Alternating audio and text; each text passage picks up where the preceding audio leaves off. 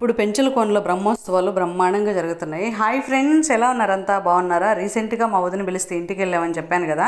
అక్కడి నుంచి ఒక సాటర్డే మేమంతా కలిసి పెంచలకోన స్వామి దర్శనానికి అయితే వెళ్ళాము.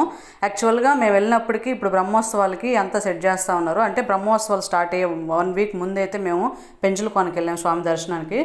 దర్శనం చేసుకొని ఇంకా స్వామి ఆలయంలో ఫుడ్ పెడితే తినేసి ఇంకా స్వామి గుడిలోని కోనేరు ఉంటే అక్కడికైతే వెళ్ళాము. ఎక్కడ గుళ్ళల్లో కోనేరు ఉన్నా మనకి మునగడానికి అవకాశం లేకపోయినా కనీసం తల మీద నీళ్ళు చల్లుకోవడానికైనా ప్రయత్నించండి.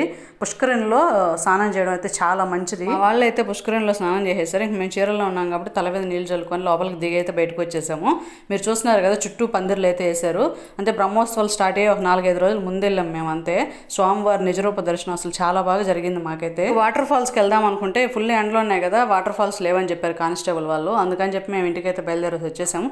ఇంతకు మీరు ఎవరైనా బ్రహ్మోత్సవాలకు వెళ్ళారా? అయితే కింద కమెంట్ సెక్షన్లో కమెంట్ చేయండి. దర్శనం బాగా జరిగిందా?